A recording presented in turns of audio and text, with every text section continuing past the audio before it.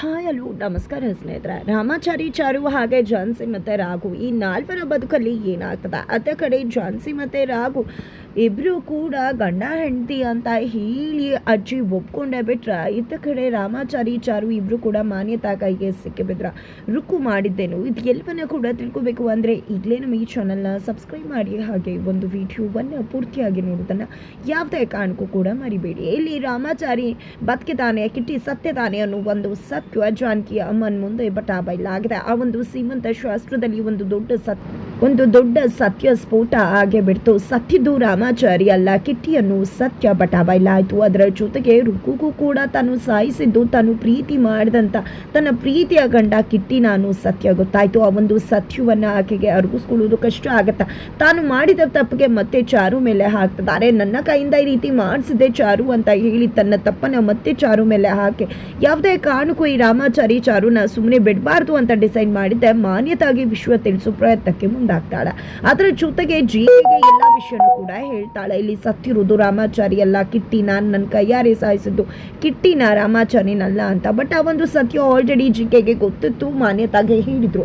But ಮಾನ್ಯತಾ ಆಗಲಿ ನವದೀಪ್ ಆಗಲಿ ಇಬ್ರು ಕೂಡ ಆ ಮಾತನ್ನ ನಂಬಿರಲಿಲ್ಲ. ಬಟ್ ಪದೇ ಪದೇ ಇಲ್ಲಿ ಮತ್ತೆ ಮಾನ್ಯತಾಗೆ ರಾಮಾಚಾರಿ ಸತ್ತಿಲ್ಲ ಅನ್ನೋ ವಿಷಯ ಕಿವಿಗೆ ಬೀಳ್ತದೆ. ಬಿಕಾಸ್ ಜಿಕೆ ಕೂಡ ಮತ್ತೆ ಅದನ್ನೇ ಹೇಳ್ತಿದ್ದಾರೆ, ರುಕ್ಕು ನಮಗೆ ಇದನ್ನೇ ಕಾಲ್ ಮಾಡಿ ಹೇಳಿದ್ದು ಅಂತ.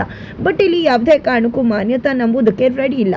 ಬಟ್ ಹಾಗಂದ್ ಮಾತ್ರಕ್ಕೆ ರುಕ್ಕು ಸುಮ್ಮನೆ ಕೂತಿಲ್ಲ, ಅಲ್ಲಿಂದ ತಪ್ಪಿಸ್ಕೊಂಡಿದ್ದೆ ಬೈಕಲ್ಲಿ. ರಾಘು ಝಾನ್ಸಿ ಬೈಕಲ್ಲಿ ಹೋಗ್ತಾಳೆ. ಬಟ್ ಮತ್ತೆ ಆ ಬೈಕ್ ಕೈ ಕೊಡುತ್ತೆ. ತದನಂತರ ಓಡಿ ಹೋಗ್ಬೇಕಿದ್ರೆ ಈ ಕಡೆ ರಾಮಾಚಾರಿ, ಚಾರು ಕೂಡ ಅವರನ್ನ ಚೀಸ್ ಮಾಡ್ತಿದ್ದಾರೆ. ಕೊನೆಗೂ ಮಾನ್ಯತಾ ಮನೆಗೆ ಎಂಟ್ರಿ ಕೊಡ್ತಾರೆ. ರುಕ್ಕು ಎಂಟ್ರಿ ಕೊಟ್ಟದ, ಮೇಡಮ್ ಮಾನ್ಯತಾ ನನ್ನ ಮಾತನ್ನ ದಯವಿಟ್ಟು ಕೇಳಿ, ನಾನು ಸಾಯಿಸಿದ್ದು ನನ್ನ ಗಂಡ ಕಿಟ್ಟಿನೇ ಹೊರತು ರಾಮಾಚಾರಿ ಅಲ್ಲ, ರಾಮಾಚಾರಿ ಬದುಕಿದ್ದಾನೆ ಅನ್ನೋ ವಿಷಯವನ್ನ ಹೇಳ್ತಾರೆ. ಮಾತು ಕೇಳಿದೆ ಮಾನ್ಯತಾಗಿ ಶಾಕ್ ಆಗುತ್ತೆ. ಬಟ್ ಅಷ್ಟರಲ್ಲಿ ಚಾರಿ ಒಂದು ಸರಿಯಾದ ಪ್ಲಾನ್ ಮಾಡ್ಕೊಂಡೆ ಮನೆಗೆ ಎಂಟ್ರಿ ಕೊಡ್ತಾರೆ. ಮಾಮಿ ಇವ್ಳು ಏನು ಮಾಡಿದ್ಲು ಗೊತ್ತಾ, ನನ್ನ ಮಗುನೇ ಸಾಯಿಸಕ್ಕೆ ಬಂದಿದ್ಲು. ನನಗೆ ಮಗು ಬೇಕಾಗಿಲ್ಲದೆ ಇರಬಹುದು, ಬಟ್ ಆದರೂ ಕೂಡ ಅದು ಜೀವಂತವಾಗಿರ್ಬೇಕಾಗತ್ತಲ್ವ, ಇಲ್ಲಾಂದ್ರೆ ನನ್ನ ಪ್ರಾಣಕ್ಕೆ ಕುತ್ತು ಬರುತ್ತಲ್ವ. ಆದರೂ ಕೂಡ ಇವಳು ಮಗುನ ಸಾಯಿಸೋಕೆ ನೋಡಿದ್ಲು ಗೊತ್ತಾ ಅಂತೆಲ್ಲ ಹೇಳಿದಾಗ ಇಲ್ಲಿ ಮಾನ್ಯತಾ ಕೆಂಡಾಮಂಡಲ ಆಗ್ಬಿಡ್ತಾರೆ. ಇಲ್ಲಿ ಮಗಳ ಮಾತನ್ನ ನಂಬ್ಕೋತಾರೆ. ಇಲ್ಲಿ ಕಿಟ್ಟಿ ಕೂಡ, ರಾಮಾಚಾರಿ ಕೂಡ ಕಿಟ್ಟಿಯಾಗಿ ಪಾತ್ರ ನಿರ್ವಹಿಸ್ತಿದ್ದಾರೆ. ಮಾನ್ಯತಾ ಮುಂದೆ ಕಿಟ್ಟಿಯಾಗಿ ಮಾತನಾಡ್ತಿದ್ದಾರೆ. ಜೊತೆಗೆ ಈ ರುಕ್ಕು ಹೀಗೆ ಮಾತಾಡ್ತಾ ಇದ್ರೆ ಸುಮ್ಮನೆ ಏನೇನೋ ಹೇಳ್ಬಿಡ್ತಾಳೆ. ನನ್ನನ್ನು ಕಿಟ್ಟಿ ಅಲ್ಲ ರಾಮಾಚಾರಿ ಅಂತಾಳೆ, ಒಂದು ಕ್ಷಣ ದೆವ್ವ ಅಂತಾಳೆ, ಭೂತ ಅಂತಾಳೆ. ನಂತರ ಇಲ್ಲಿ ಚಾರು ಅವ್ರಿಗೆ ನಿನ್ನ ಗಂಡ ರಾಮಾಚಾರಿನ ನಾನೇ ಸಾಯಿಸಿದ್ದೀನಿ ಅಂತಾರೆ. ಒಂದು ಕ್ಷಣ ಕಿಟ್ಟಿನ ಅಂತ ಹೇಳ್ತಾರೆ. ಏನೇನೋ ಮಾತಾಡ್ತಿದ್ದಾರೆ ಮೇಡಮ್ ಅಂತ ಹೇಳಿ ಕಿಟ್ಟಿ ಕೂಡ ಹೇಳಿದಾಗ ಅವಳು ಬಾಯಿನ ಕ್ಲೋಸ್ ಮಾಡಿ ಅಂತ ಹೇಳ್ತಿದ್ದಾಗೆ ಬಾಯಿಗೆ ಬಟ್ಟೆ ಹಾಕಿ ಸ್ಟಾಪ್ ಮಾಡ್ತಾರೆ. ಬಟ್ ಆದರೂ ಕೂಡ ಇಲ್ಲಿ ಜಿಕೆ ಸತ್ಯ ಆಚೆ ಬರಬೇಕು ಅನ್ನೋ ಕಾರಣಕ್ಕೆ ಸತ್ತು ಹೋಗೋರ್ಗೂ ಕೂಡ ನಿನ್ನ ಕೊನೆ ಆಸೆ ಏನು ಅಂತ ಗಲ್ಲಿಗೇರ್ಸೋರ್ನ ಕೂಡ ಕೇಳ್ತಾರೆ. ಅಂಥದ್ರಲ್ಲಿ ನೀವು ರುಕ್ಕುನ ಕೇಳ್ತಿಲ್ವಲ್ಲ ಮಾನ್ಯತಾಜಿ ಅಂದ ತಕ್ಷಣ ಸರಿ ಆಯಿತು, ಏನು ಹೇಳಬೇಕು ಹೇಳು ಅಂತ ರುಕ್ಕುನ ಕೇಳಿದಾಗ ಈ ಕಡೆ ಚಾರು ಮತ್ತು ಚಾರಿ ಏನೂ ಮಾಡೋಕ್ಕಾಗದಿರುವ ಅಸಹಾಯಕ ಪರಿಸ್ಥಿತಿಗೆ ಹೋಗಬೇಕಾಗುತ್ತೆ. ಬಿಕಾಸ್ ರುಕ್ಕು ಎಲ್ಲ ವಿಷಯನೂ ಕೂಡ ಹೇಳ್ಬಿಡ್ತಾಳೆ. ನಾನು ಸಾಯಿಸಿದ್ದು ಕಿಟ್ಟಿನ, ರಾಮಾಚಾರಿ ಎಲ್ಲ, ರಾಮಾಚಾರಿ ಬದುಕಿದಾನೆ, ಇವರಿಬ್ರು ಡ್ರಾಮಾ ಮಾಡ್ತಿದ್ದಾರೆ ಅಂತೆಲ್ಲ ಹೇಳಿದಾಗ ನೋಡ್ತೀಯಮ್ಮ ಯಾವ ರೀತಿ ಸುಳ್ಳು ಹೇಳ್ತಿದ್ದಾಳೆ ಇವಳು.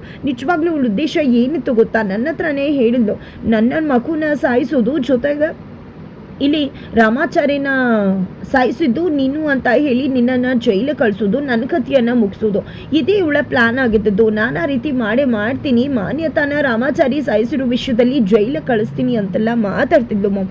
ಇದೇ ರೀತಿ ಆದರೆ ನನ್ನ ಮದುವೆ ಆಗುತ್ತಾ, ನನ್ನ ಮದುವೆಗೆ ತೊಂದರೆ ಆಗೋದಿಲ್ವ ಮಾಮ್ ಅಂದಾಗ, ಹೌದು ಬೇಬಿ ನೀನು ಹೇಳ್ತಿರೋದು ಕರೆಕ್ಟ್, ನನ್ನ ಜೊತೆ ಸೇರಿಕೊಂಡು ನನ್ನನ್ನೇ ಜೈಲಿಗೆ ಕಳಿಸ್ಬೇಕು ಅಂತ ಪ್ಲಾನ್ ಮಾಡಿದ್ಯಾ, ಇವ್ರಿಗೆ ಸರಿಯಾಗಿ ಮಾಡಲೇಬೇಕು ಅಂತ ಮಾನ್ಯತಾ ಹೇಳಿದಾಗ ನೀವೇನು ಯೋಚನೆ ಮಾಡಬೇಡಿ, ನನ್ನ ಹೆಂಡತಿ ಅಲ್ವಾ, ನಾನು ಸರಿಯಾಗಿ ಇವಳಿಗೆ ಬುದ್ಧಿ ಕಲಿಸ್ತೀನಿ ಅಂತ ಹೇಳಿ ಕಿಟ್ಟಿ ಮತ್ತು ಚಾರು ರುಕ್ಕುನ ಎಳ್ಕೊಂಡು ಮನೆ ಕಡೆ ಹೋಗೇ ಬಿಡ್ತಾರೆ. ಈ ಕಡೆ ಅಯ್ಯೋ ಈ ಅಮ್ಮಂಗೆ ಎಷ್ಟು ಜನ ಹೇಳಿದ್ರು ಸತ್ಯ ಗೊತ್ತಾಗೋದಿಲ್ವಲ್ಲಪ್ಪ ಅಂತ ಜಿಕೆ ಹೇಳ್ತಿದ್ರೆ, ಈ ಕಡೆ ಮಾನ್ಯತಾ ಮತ್ತು ಏನು ಮಾತಾಡ್ತಿದ್ಯಾ ನೀನು ಅಂದಾಗ ಏನಿಲ್ಲ ಅಂತ ಹೇಳ್ಬಿಡ್ತಾರೆ ಜಿಕೆ. ತದನಂತರ ಇತ್ತ ಕಡೆ ರುಕ್ಕು ಮತ್ತು ಆ ಕಡೆ ಪಲ್ಲವಿ ಇಬ್ಬರ ಒಂದು ಗೋಳಾಟ ಹೇಳುತ್ತಿರೋದು. ಈ ಕಡೆ ರುಕ್ಕು ಸತ್ಯವನ್ನು ಹೇಳ್ತಾ ಇದ್ರು ಕೂಡ ಆ ಕಡೆ ಮಾನ್ಯತಾ ನಂಬ್ತಿಲ್ಲ. ಈ ಕಡೆ ರುಕ್ಕು ಪರಿಸ್ಥಿತಿ ನಿಜವಾಗ್ಲೂ ಕೂಡ ಏನು ಮಾಡೋಕ್ಕಾಗದಿರೋ ಪರಿಸ್ಥಿತಿಗೆ ಸಿಕ್ಕಿಬಿಟ್ಟಿದ್ದಾಳೆ. ಯಾವುದೋ ಒಂದು ಮನೆಯಲ್ಲಿ ಇರ್ತಕ್ಕಂಥ, ಹೊರಗಡೆ ಇರ್ತಕ್ಕಂಥ ಒಂದು ರೂಮಲ್ಲಿ ಈ ಕಡೆ ಚಾರು ಮತ್ತು ಚಾರಿ ಇಬ್ಬರು ಕೂಡ ರುಕ್ಕುನ ಕೂಡ ಹಾಕ್ತಾರೆ. ಇವಳು ಇಲ್ಲೇ ಬಿದ್ದಿಲ್ಲಿ ಸಾಕ್ಷಿಯಾಗಿ ಕೊನೆಗೆ ಬೇಕಾಗುತ್ತೆ.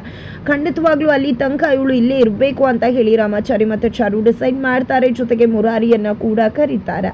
ಇತ್ತ ಕಡೆ ರಾಘು ಮತ್ತು ಝಾನ್ಸಿ ಇಬ್ಬರು ಕೂಡ ನಿಜವಾಗ್ಲೂ ತುಂಬಾ ಖುಷಿಯಾಗಿದ್ದಾರೆ. ಬಿಕಾಸ್ ಝಾನ್ಸಿ ಟಾಸ್ಕಲ್ಲಿ ಗೆದ್ದಿರೋದ್ರಿಂದ ನನ್ನ ಹೆಂಡತಿ ನನಗೆ ಪರ್ಮನೆಂಟ್ ಆದ್ಲು ಅನ್ನೋ ಒಂದು ಖುಷಿ ಇದೆ.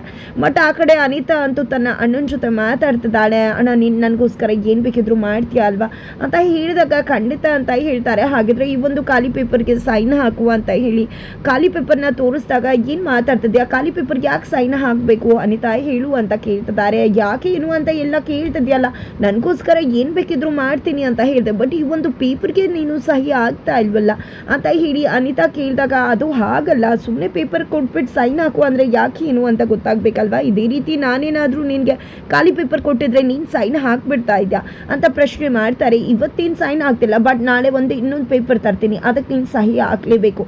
ನಿನಗೆ ಗೊತ್ತಿದೆ ಅಲ್ವಾ ನನಗೆ ಏನು ಬೇಕಿದ್ರು ಮಾಡ್ತೀನಿ ಅಂತ, ನೀನು ಕೂಡ ನನಗೆ ಸಾಥ್ ಕೊಡ್ತೀಯಾ, ನಾನು ಚೆನ್ನಾಗಿರೋದನ್ನು ಬಯಸ್ತೀಯಾ ಅಂತ ಅಂದ್ಕೊಂಡಿದ್ರೆ ನೀವು ಅಂದ್ಕೊಂಡಾಗೆ ನಾನು ದುಡ್ಕಿ ಏನೇನೋ ತೀರ್ಮಾನ ತಗೋತಿಲ್ಲ. ನಾನು ತಗೊಳ್ಳೋ ತೀರ್ಮಾನಕ್ಕೆ ಖಂಡಿತವಾಗ್ಲೂ ಎಲ್ಲರೂ ಕೂಡ ಶಾಕ್ ಆಗಲೇಬೇಕಾಗತ್ತೆ ಅಂತ ಒಂದು ಶಾಕಿಂಗ್ ಡಿಸಿಷನ್ನ ತಗೋತಾ ಇದ್ದೀನಿ ಅಂತ ಅನಿತಾ ಹೇಳ್ತಾಳೆ.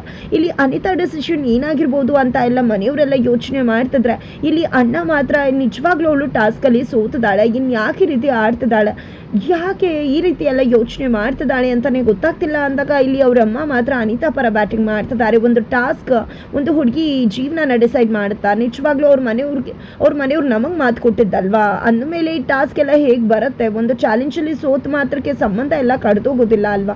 ಅವರು ರಾಘು ಜೊತೆ ನಮ್ಮ ಅನಿತಾನ ಕೊಟ್ಟು ಮದುವೆ ಮಾಡಿಸ್ತೀನಿ ಅಂತ ಹೇಳಿದ್ದಾರೆ, ಅಂದಮೇಲೆ ಅವರು ಮಾಡಿಸ್ಲೇಬೇಕು ಅಂತ ಹೇಳ್ತಿದ್ದಾರೆ. ಅವ್ರ ಮನೆಗೆ ಹೋಗಿ ಮಾತಾಡೋಣ ಅಂತ ಹೇಳ್ತಾರೆ. ಇತ್ತ ಕಡೆ ಪಲ್ಲವಿ ಪರವಾಗಿ ಇಡೀ ಮನೆ ನಿಂತಿದೆ. ಅಷ್ಟರಲ್ಲಿ ರಾಘು ಝಾನ್ಸಿ ಬರ್ತಾರೆ. ಹೇಗೆ ಈ ರೀತಿ ಮೋಸ ಮಾಡ್ತಾ ರಾಘು, ನಮಗೆ ಇಷ್ಟು ಚಲೆ ಹಣ್ಣನ್ನು ತಿನ್ನಿಸ್ಬಿಟ್ಟು ಆ ಕಮಲಮ್ಮನ ಮಗ ಅಂತ ಕರ್ಕೊಂಡು ಬಂದು ಇಲ್ಲಿ ಝಾನ್ಸಿನ ಗೆಲ್ಲಿಸೋ ಪ್ರಯತ್ನ ಏನಿತ್ತು, ಆ ಒಂದು ಅವಶ್ಯಕತೆ ಏನಿತ್ತು ಅಂತ ದೊಡ್ಡ ಮಾವ ಪ್ರಶ್ನೆ ಮಾಡ್ತಿದ್ರೆ. ಇತ್ತ ಕಡೆ ಮಂಜುಳಮ್ಮ ಅವರಂತೂ ಯಾವುದೇ ಕಾರಣಕ್ಕೂ ಈ ಒಂದು ವಿಜಯ ಅಲ್ವೇ ಅಲ್ಲ, ಗೆಲುವು ಅಲ್ವೇ ಅಲ್ಲ ಅಂತ ನೀವು ಘೋಷಣೆ ಮಾಡಬೇಕು ಅಂತ ಹೇಳ್ತಿದ್ದಾರೆ. ಅಷ್ಟರಲ್ಲಿ ಅಜ್ಜಿ ಬರ್ತಾರೆ. ಅಜ್ಜಿ ಬರ್ತಿದ್ದಾಗೆ ಅಮ್ಮ ನೀನೇ ಸರಿಯಾದ ಡಿಸಿಷನ್ನ ತಗೊಳ್ಳೋದಕ್ಕೆ ಸರಿ, ನೀನೇ ಇಲ್ಲಿ ಕಡೆ ಅಂಪೈರ್, ನೀನೇನು ತಗೋತೀಯೋ ಅದಕ್ಕೆ ನಾವು ಜೈ ಅಂತೀವಿ ಅಂತ ದೊಡ್ಡ ಮಾವ ಹೇಳ್ತಿದ್ದಾಗೆ ಇವರಿಬ್ರು ಸಂಸಾರ ಶುರು ಮಾಡಲಿ ಅಂತ ಹೇಳ್ತೀನಿ ಅಂತ ಹೇಳಿ ಅಜ್ಜಿ ಹೇಳಿದ ತಕ್ಷಣ ಎಲ್ರಿಗೂ ಶಾಕ್ ಆಗುತ್ತೆ. ಏನು ಮಾತಾಡ್ತಿದ್ಯಾ ಅಮ್ಮ ಅಂದಾಗ ಅವರಿಬ್ರು ನಾಟಕದ ಮದುವೆ ಆಗಿದ್ರು ಕೂಡ ಇಲ್ಲಿ ಝಾನ್ಸಿಗೆ ಮತ್ತು ರಾಘುಗೆ ಇಬ್ರಿಗೂ ಕೂಡ ಪರಸ್ಪರ ಇಷ್ಟ ಇದೆ.